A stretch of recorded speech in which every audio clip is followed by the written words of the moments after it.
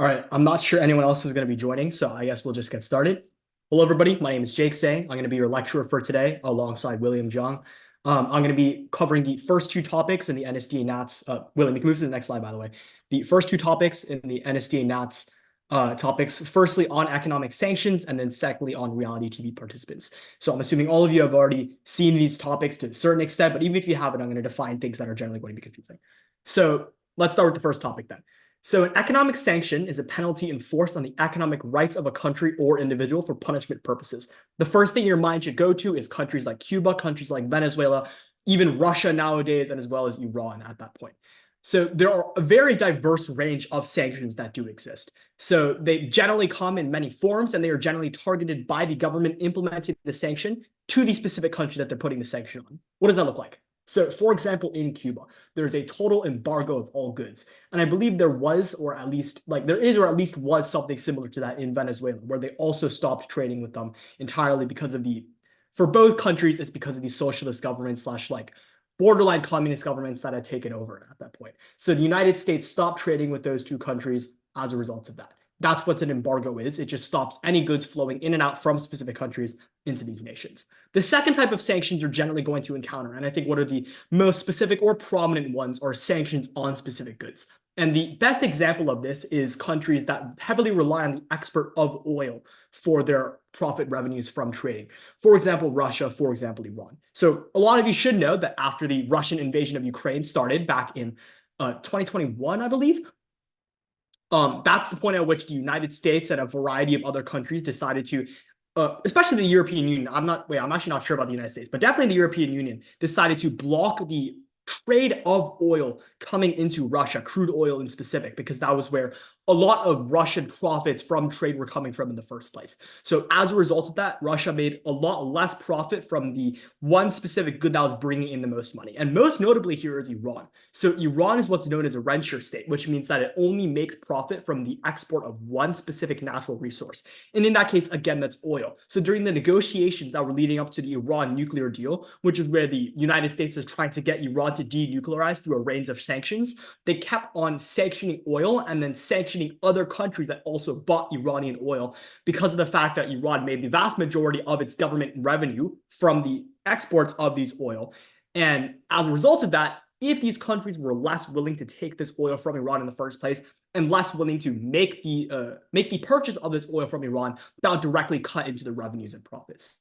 The final type of sanctions, and this is generally very, very common, but also not very covered, is individualized sanctions on powerful individuals. So in Russia, for example, the oligarchs that control most of the natural resources within the country, back when the Soviet Union first broke up and the natural resources were put into the public domain for people to buy and take shares in.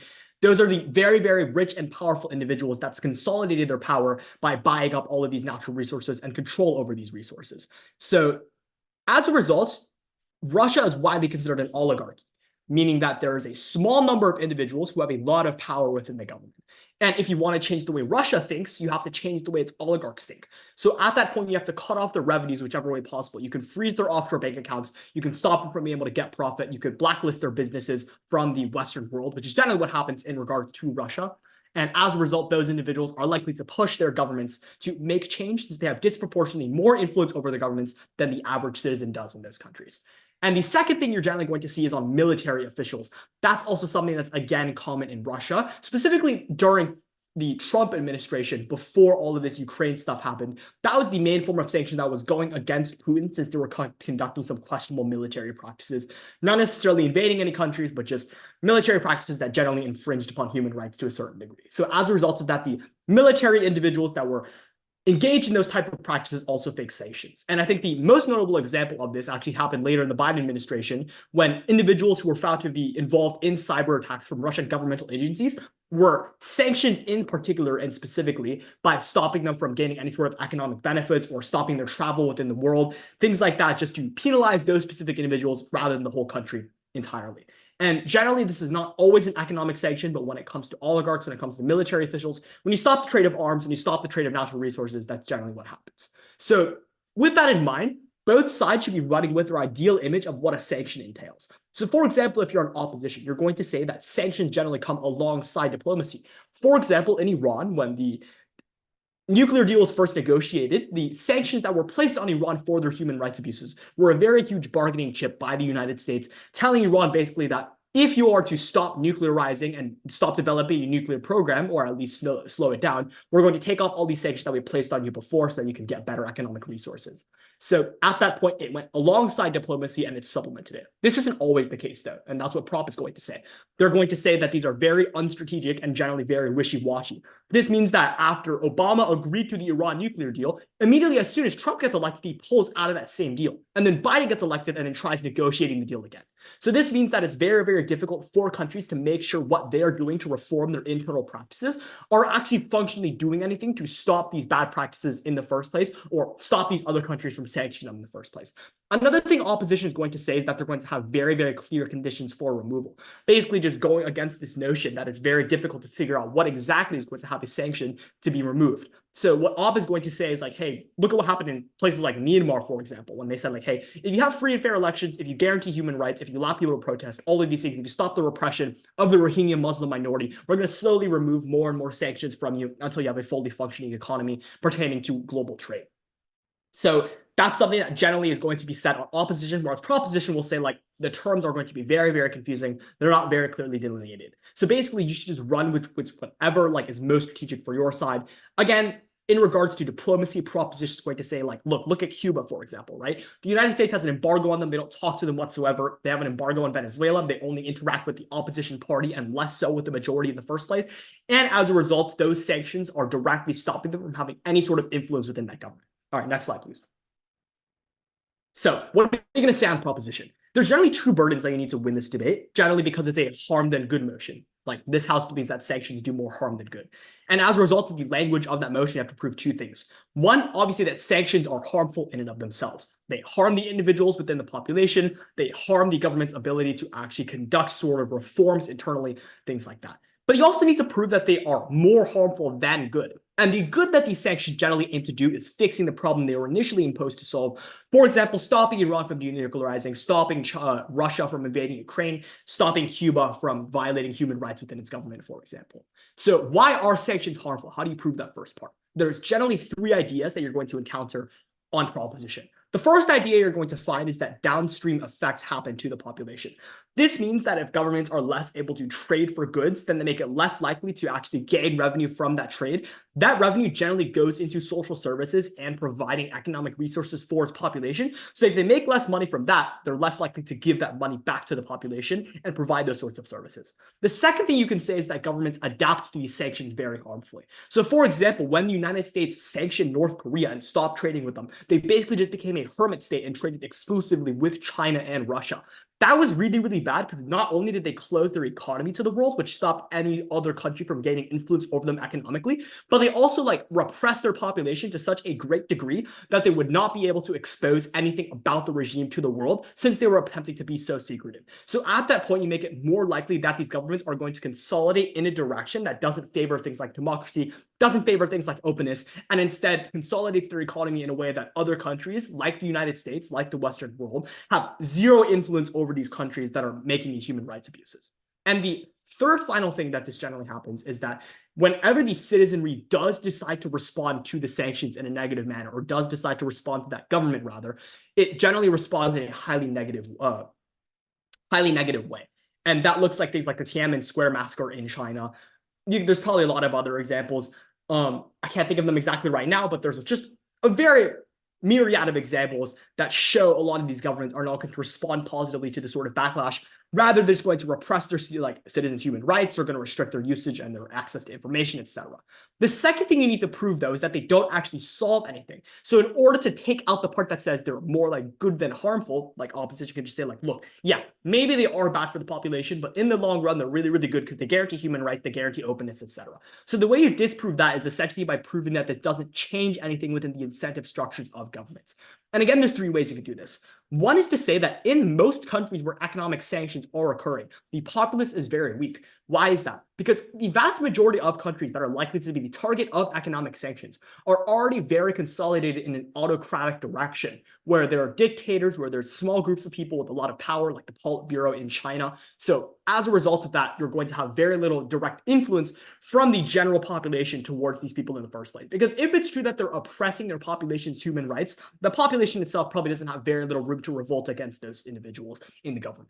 The second reason why this is really bad is, again, because it's very, very difficult to exactly figure out what's going to get something removed. So if the United States is sanctioning Iran, then unsanctioning them, then sanctioning them again, the government really has no incentive to actually comply with the terms of these sanctions, for example, the nuclear deal, if they know that a Republican president could get elected after Joe Biden is out of office, and then basically take themselves out of the Iran nuclear deal and then reimpose all of those sanctions.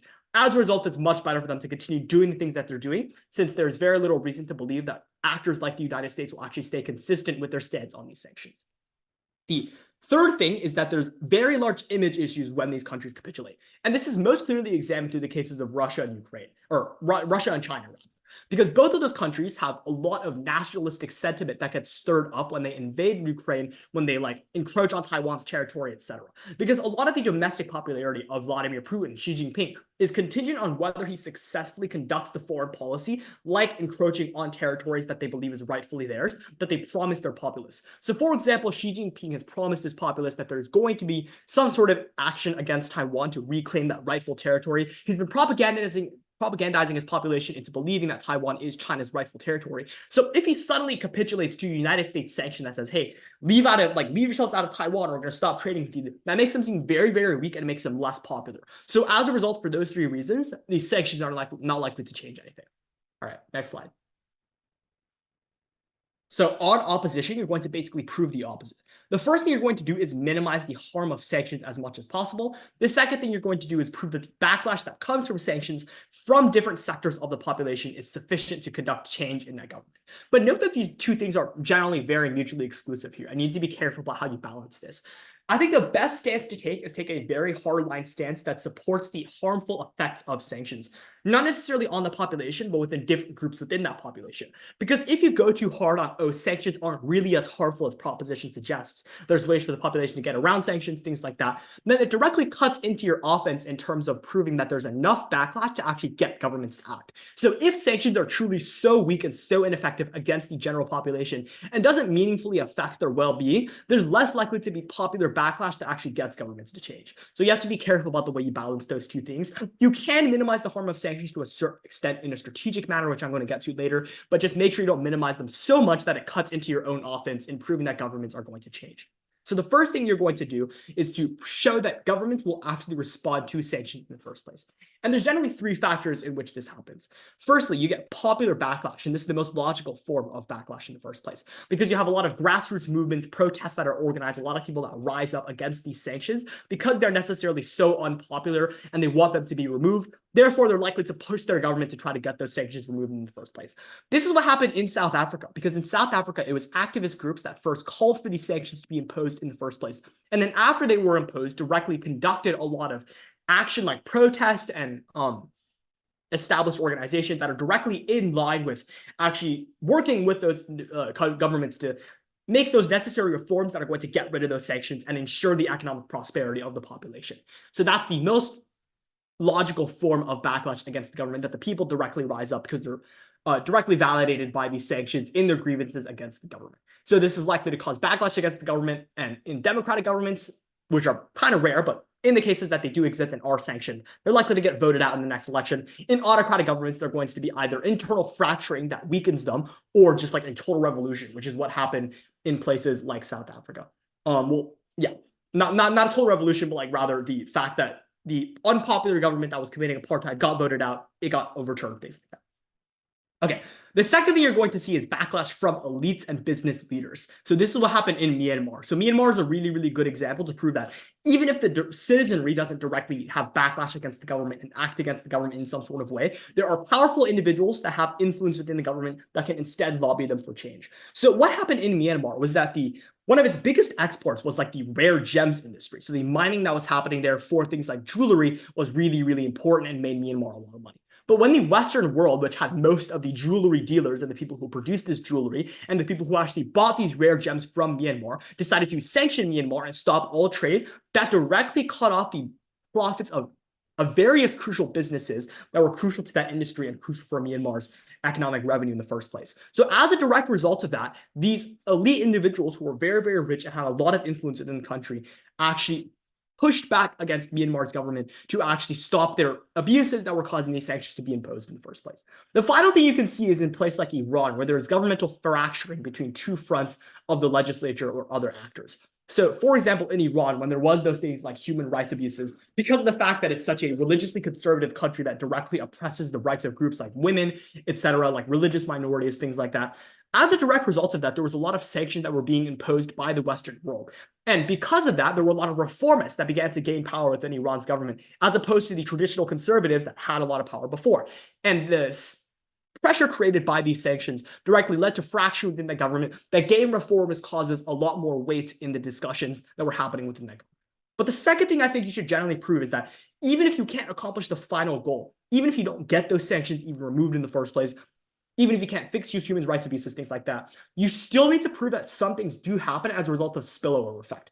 And there's two very simple things you can prove here. The first thing you can prove is that protest movements get directly validated and strengthened by these movements. So, for example, in South Africa, when it was leaders like Desmond Tutu and other protest groups that were directly calling for the placement of sanctions. By the way, that's also something you can use to prove that their sanctions are not actually that harmful on the average individual. So, like, these protest groups are directly asking for sanctions to be placed, even though they are members of the general population. That's something that can be really strategic. But essentially, since they were placing these sanctions in the first place, that directly validated the calls of these protest movements and made it very clear that they were correct in their causes when they were directly validated by the international community when these sanctions were placed. So as a result of that, you actually garner more backlash against the government from these grassroots movements. So even if these grassroots movements aren't necessarily successful in accomplishing their ultimate goal, like for example, like Black Lives Matter in the United States is not going to entirely solve racial inequality, but it can lead to some certain effects that are very, very beneficial for the population as a whole. For example, greater visibility for the Black race. For example, some sort of police reform. Very similar things happen in these countries, where even if they can't reach the ultimate endpoint, like guaranteeing human rights, they can still get some steps along the way, like having more free elections, like having at least some extent of like freedom of information and freedom of the press.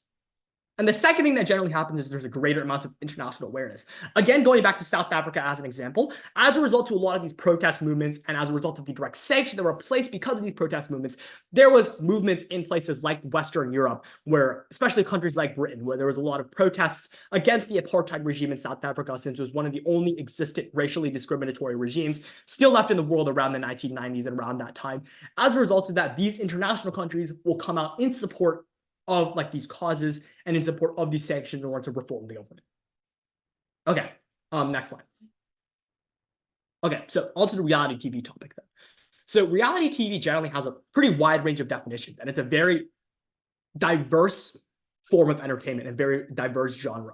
So the definition of reality TV that I picked out was that it's designed to simulate the actual life experiences of individuals in as realistic a manner as possible. So instead of seeing like, I don't know, like Kim Kardashian, like a movie or like entertainment or traditional like scripted shows, you instead see her like at home with her family doing regular things. You can debate on whether or not those things are actually regular or they're actually scripted to ensure entertainment. But basically, like it's supposed to be like a day in the life of Kim Kardashian. You're watching the Keeping Up with the Kardashians show. So what does it mean to actually be a celebrity? Because this motion isn't about whether reality TV is directly good or bad. You have to actually engage with the definitions here and basically saying that a reality TV star is a celebrity when this happens. So there's generally three factors that I think is best to point out that celebrities are generally defined as. And the way you could probably think about these is just say, look, singers are celebrities, actors are celebrities. So what does it mean if these singers and actors weren't celebrities? It probably means we just watch their music, watch their shows, but we wouldn't follow them outside of that show or that piece of music. We wouldn't give them any sort of news coverage, any sort of press coverage. We wouldn't go around like following them on everywhere they do, basically. So imagine a world in which the same thing held true for reality TV participants. So there's three factors here. One, public traction outside the show. So a lot of the time, these celebrities have a pretty huge ability to influence the public culture, even outside of the realms of their show. For example, Kim Kardashian, in addition to like being part and being one of the main characters in Keeping Up with Kardashians, can also sell her own clothing lines, things like that. So that's the public traction element. But the second thing is things like a social media following and platform. So the best example here is that a lot of individuals on Survivor and Big Brother conduct a lot of political activism on the side on issues that they're passionate about. So if they weren't celebrities and people only watched the show and didn't follow them afterwards, they'd be unlikely to be able to do that. But thirdly, you create a lot more intrigue around the show itself. Think about it, right? People don't just like Taylor Swift's music. Swifties, they like Taylor Swift's music and want to keep up with basically everything she's doing. Want to see like what she's doing, want to see what she's wearing, want to see the product she's purchasing, where she's eating, things like that. So if this held true for reality TV participants, reality TV would also be a lot less popular if people didn't actually follow these individuals outside of the show itself. So if Taylor Swift wasn't actually a celebrity and just someone who made music and made good songs, she would likely have a lot less fans, and she built up a cult of personality around the fact that she was famous and popular. So very similarly here, you can actually argue that reality TV will be less popular in a world where these individuals who are stars on those shows are not celebrities. So it's not just necessarily about whether reality TV is good or bad, but you can link it to that by proving that reality TV is less popular when these stars are not celebrities. So it's also smart to characterize what it generally looks like, because reality TV is a very wide range of genres, right? You have shows like Survivor that are supposed to simulate real human interactions and have like basically like a social experiment, right? It's an actual, you put 18 people on an island to see what they do for 30 days. So that's basically just a social experiment, see who gets voted out, see who can trick who, see what you can do with human manipulation and social manipulation, things like that. But you also just have things like, oh, I want to see what Kim Kardashian is wearing and eating and living. So this is very, very diverse. So you need to prove that the vast majority of reality TV shows actually further your case and not just fringe examples. Okay, next. Okay. So there's two lenses in which you can analyze the debate in proposition. First is on what happens to the reality TV stars themselves. Second is what happens to the genre as a whole. So on the first element, you can focus on why idolization is a bad thing by proving two things. One, that reality TV shows are very, very reliant on beauty standards. And the very obvious response here is just, oh, all of these other forms of entertainment are also reliant on beauty standards. But I think there's very, very key distinctions here. For example, reality TV is supposed to simulate a real day in the life of people. So if you purport that people are always looking like super attractive and always being really, really perfect in their daily lives, that leads to a lot of self-image issues. Very similarly here, you have people who are following these sorts of lavish lifestyles. And if this is really true, that this is the daily life of individuals, and you watch Kim Kardashian just be rich for an entire season, every single day of her life, that probably also makes you feel bad about your own life circumstances. But the second thing you could do to prove idolization is bad is to prove the fact that the actual character of these stars is very, very questionable. That's because there are very little public checkbacks compared to traditional entertainment fields in reality TV. So what happens? How do you actually get onto reality TV in the first place? On a show like Survivor, you just have to make an audition video, and then the producers have to vet you and then approve you. And then they generally like to approve a wide range of characters so they can have a lot of cast and like a different range of personalities on the show in the first place. But this leads to a lot of problems because for something like the movie industry, you have to generally build your way up. And then at any stage along the way, you could get knocked down by some sort of controversy, some sort of thing that happens on set. Someone doesn't really like you, doesn't like the way you work. And that's really easy to just get you knocked down. But for reality TV, it's kind of like a coin toss, right? Or it's like drawing a name from a bag.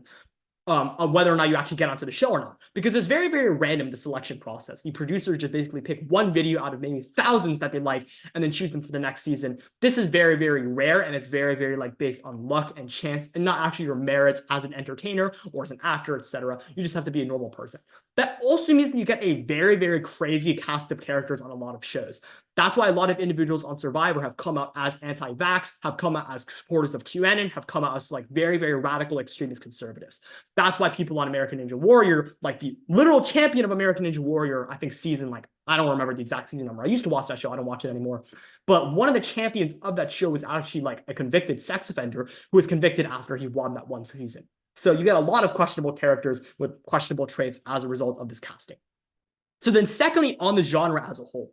So you need to prove that two things are really, really bad because of the direct nature of reality TV shows and not just because of the stars themselves. And here again, you have to rely on the link that reality TV shows become less popular as soon as these stars don't become celebrities anymore. So to prove that this is a good thing that reality TV is less popular, you can do two things. One, you could say that it's based on highly shallow forms of entertainment that exhibit lavish lifestyles with very little educational or artistic value. So in comparison to the news, a documentary, or even actual artistic expressions like movies or TV shows that generally try to send some sort of message and are entertaining in that way, a lot of the entertainment is just watching people be stupid or watching people be really rich or just watching people be like really easily backstabbed by each other and tricked by each other. And the second element really ties in with that well. It fosters a manipulative competition. So what am I saying here? So on places like Survivor, on places like Big Brother, a lot of the element is like tricking people into not working with you, tricking people into working with you, and then betraying them later, things like that. So as a result of that, you actually see like a lot of the worst parts of human nature come to light in these shows. So as a result, you generally justify these sorts of things as a part of competition, whereas a lot of the time it can't necessarily be justified. And the final thing that you can do to focus on the reality stars themselves is that you can prove that being a celebrity is very, very taxing on your mental health. Like the paparazzi is following you everywhere. You always have a public image to maintain. You always have to be this perfect individual that is always perfect in every single way. You have to watch what you're wearing, watch how you talk, watch how like basically how the world sees you. And then a lot of people aren't necessarily ready for that celebrity status. As a result, that can be really, really harmful. All right, next. On opposition, you have two generally strong paths to the ballot. The first thing you could do is focus on the effects on individual viewers. So this is why reality TV is beneficial to the average person that watches it, not just to the world as a whole. So firstly, reality TV shows people at both their highest and lowest points. This is something where you have to combat the narrative of the proposition, where reality TV is basically intended to create the most fun, crazy experience possible. So what proposition is basically going to say is that the casting in reality TV is directly aimed at providing a very entertaining experience by just creating a massive cast of characters that have very huge personalities.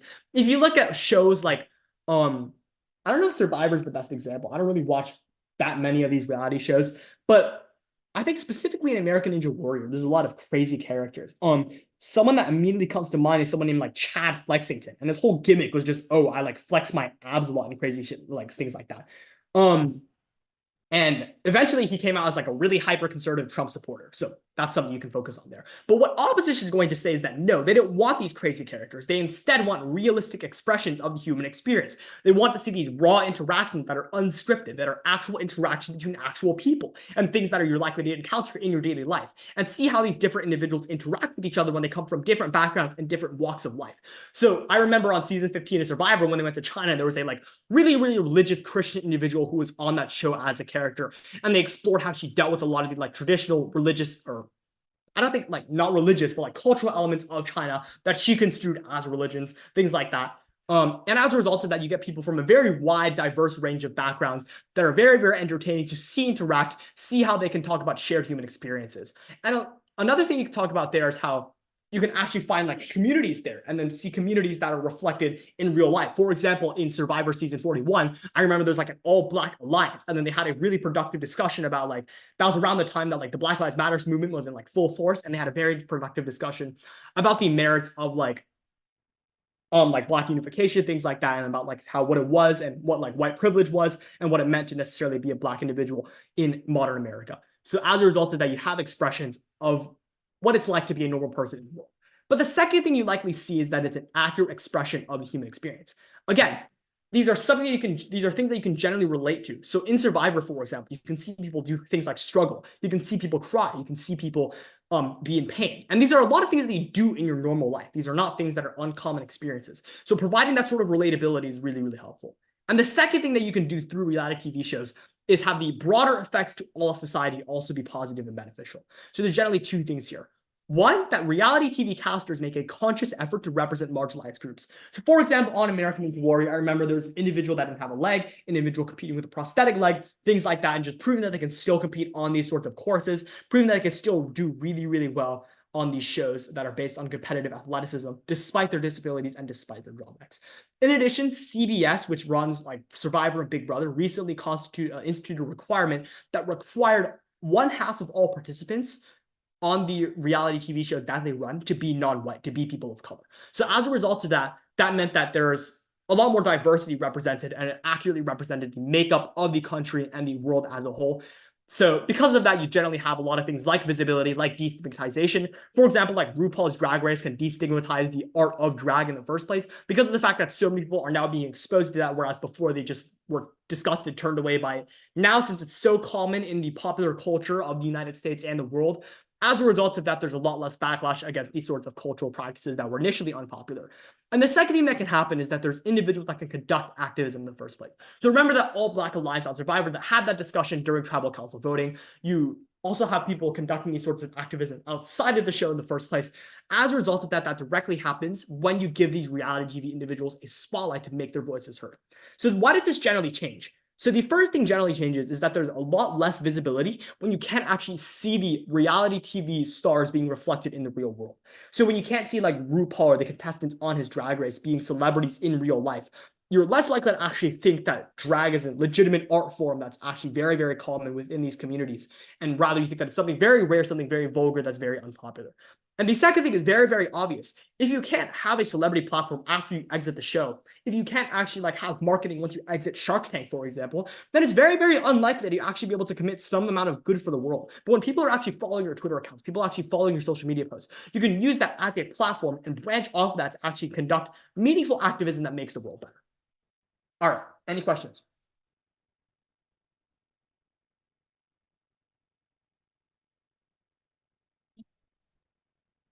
I'm not doing the second part of this lecture, so if you need anything, you need to ask me now.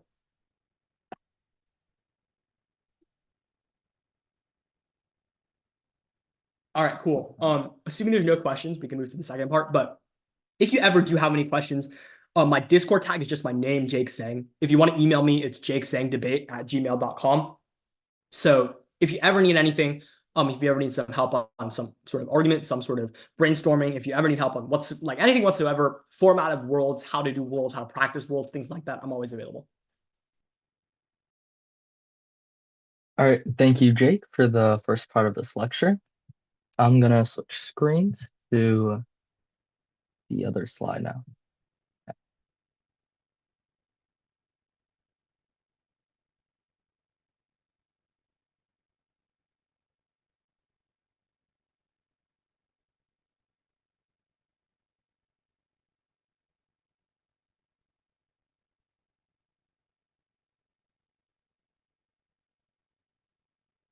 Give me a bit.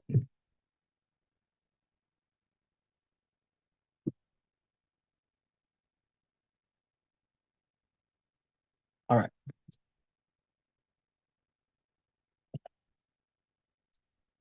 Okay, so this part of the lecture is mainly going to be focused on the other two prep motions for national at worlds.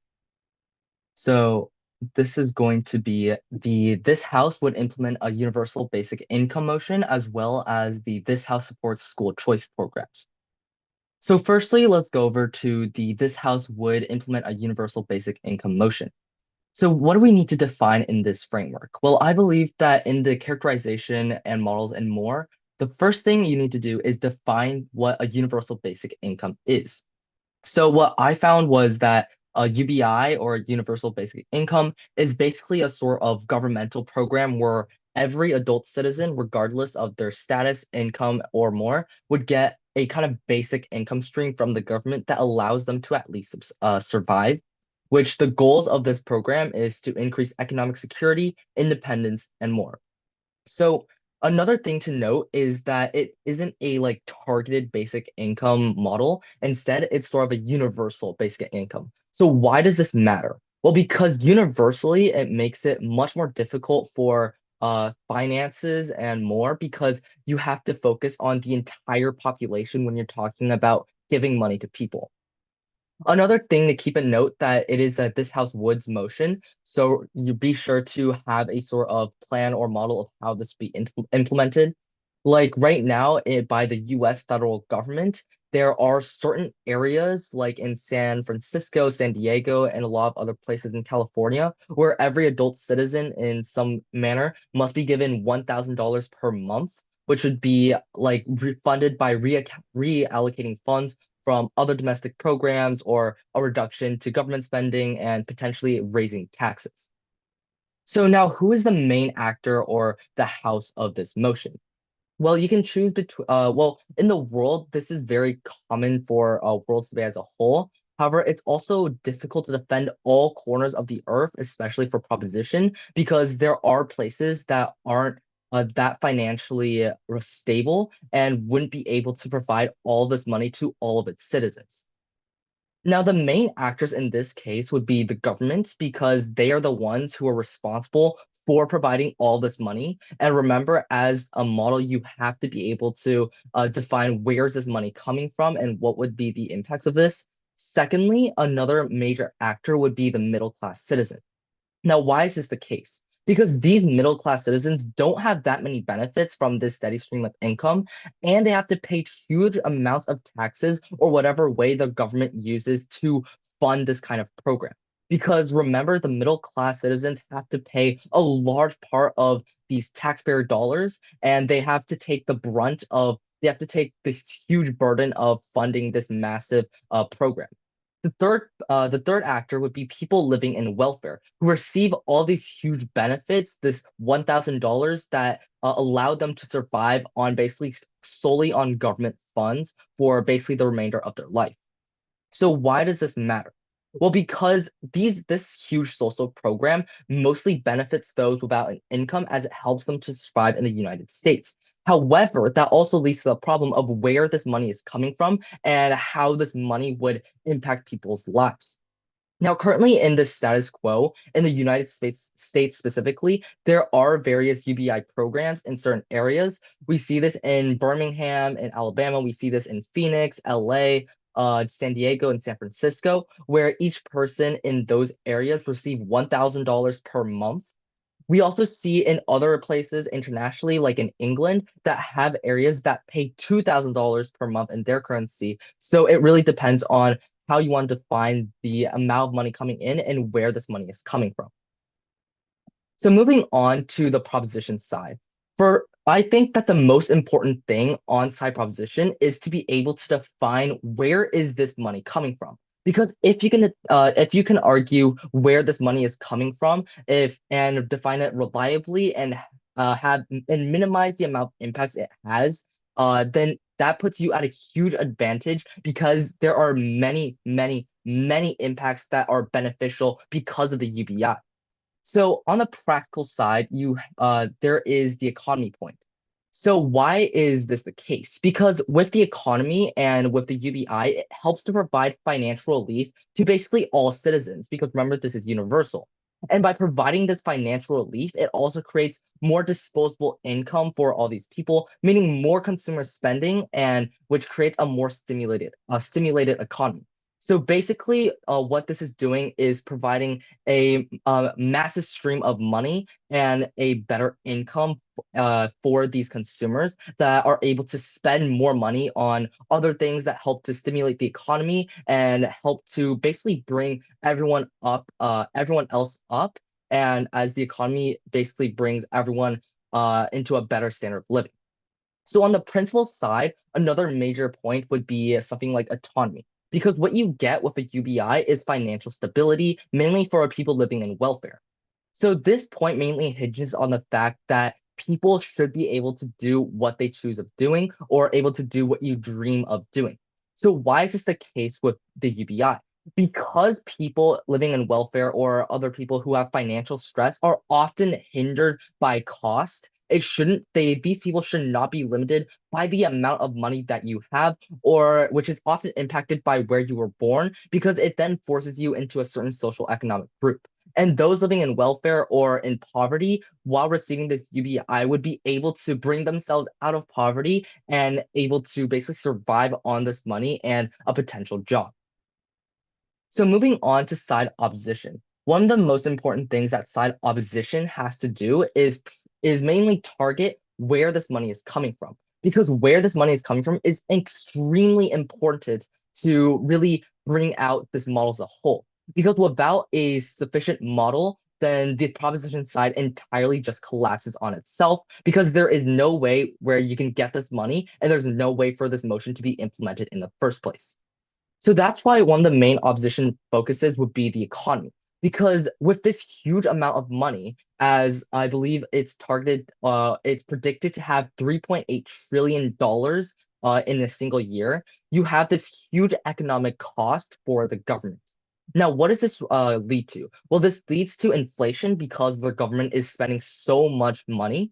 There's also this high cost because the government has to provide $1,000 to $2,000 to each and every citizen. And there's also this where this money is going to be coming out of, which is most likely going to be from other domestic programs or taxpayers. So then you can focus on the fact that you're bringing money out of extremely important programs for this program that basically only focuses on people living in welfare and poverty. And you're also taking a huge burden on the taxpayers, which would be middle class citizens. And as middle class citizens, it's a huge majority of the United States, which means that there's a lot of impacts to be made about how this would damage the society as a whole and basically open up the socioeconomic gap. So on the principal side, there's also an interesting method for hard work because people are disincentivized to work because they can live off of welfare. So this kind of dependency basically means that these people become way too dependent on the government because now you can have this UBI that provides them a steady stream of money. You have Medicare and Medicaid that helps their health issues, and basically the government is able to provide every single thing a person needs to live, which basically means that people are disincentivized to work and get a job because they really don't need this extra stream of money because they have all what they need from the government just giving them what they need. So there's also a point on universal income versus a target income because a targeted income helps certain people more, mainly focusing on, for example, people living in welfare more, while everyone doesn't have to suffer that much. Because in a universal kind of income, you have everybody receiving a certain amount of money, which creates a huge burden on the middle class who has to pay all this using their tax dollars, while a targeted one basically completely gets rid of a lot of the burden, but there's still some sort of burden and it relies on the taxpayers as well. However, it's much more minimal than a universal kind of income would do. So moving on, let's go to the motion of this House supports school choice programs. The info slide that school choice programs allow public education funds to follow students to the schools or services that best fit their needs, whether that's to a public school, private school, charter school, homeschool, or any other learning environment that families choose. So on the framework side or on the overview for characterization models and more, the one thing that you need to do is define the school choice programs. Now, this is pretty easy to do because it's a whole info slide given about it. So we can just move on from that. And as a reminder, remember this House supports motion. So the most important thing should be bring out the net benefit and the net harm of a kind of school choice program. So, in who is affected by this kind of school choice programs?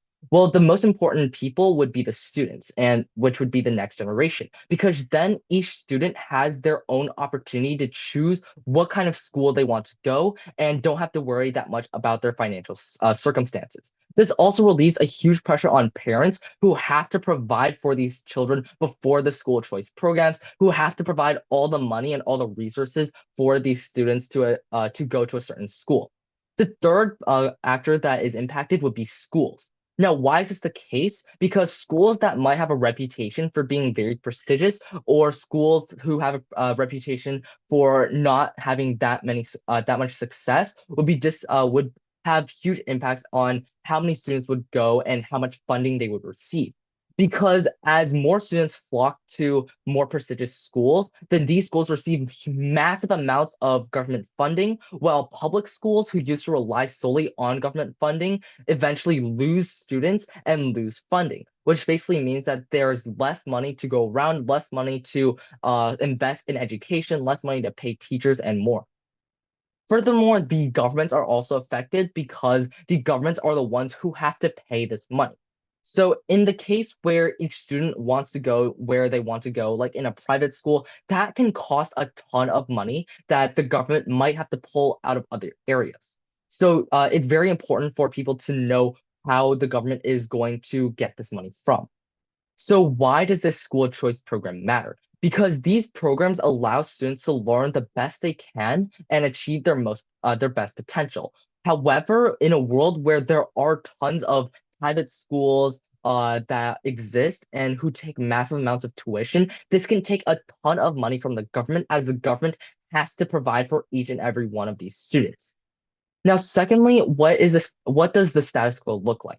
Because in the United States, there are certain programs that give vouchers to parents to help pay for private schooling. However, it isn't a full tuition for each student like this motion is kind of going towards. There's also the Sweden school voucher system, which allows students to go to public or private schools with government provided funding, basically taking all this financial strain from parents and students and putting it on the government who provides the money for these schools to run and to pay for the education and the staff. So moving on to the proposition of this motion. So on the proposition side, remember, it's very important to find out where this money might be coming from. However, it should be decently easy for you to just say that there's going to be a minimal increase in taxpayers or able to get this funding out of like another program.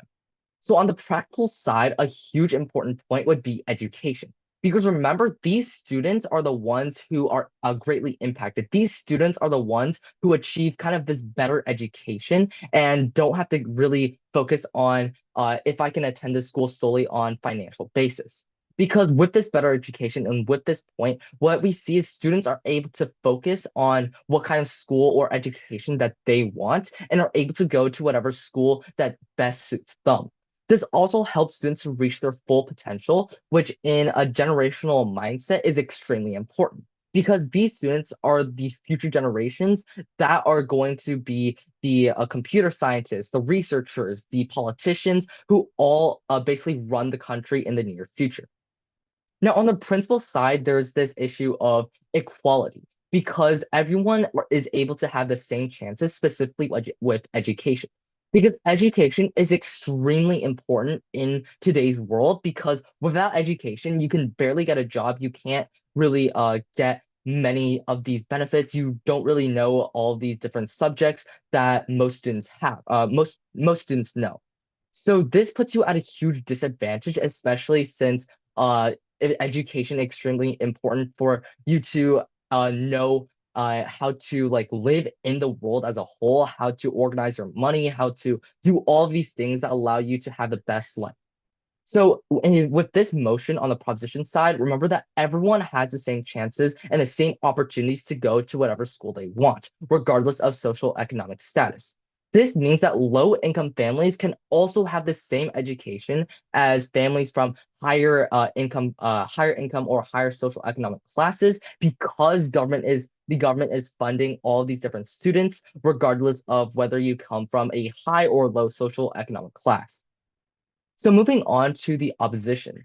Remember that a huge important thing on the opposition side is to be able to prove that this program won't be able to give as much benefits as the proposition makes it out to seem. Secondly, another important thing to note is that you want to be able to extend the economic impacts as well as the principal impacts of equality, as that's most likely going to be a huge clash point. Because while proposition side is going to kind of argued that each person, regardless of high or low social economic class, is able to receive the same kind of education. On side proposition, a huge point is that, in fact, this is false because of the fact that high social economic families are able to have more resources and are able to make better decisions as a whole instead of being overwhelmed like families from low social economic classes might be.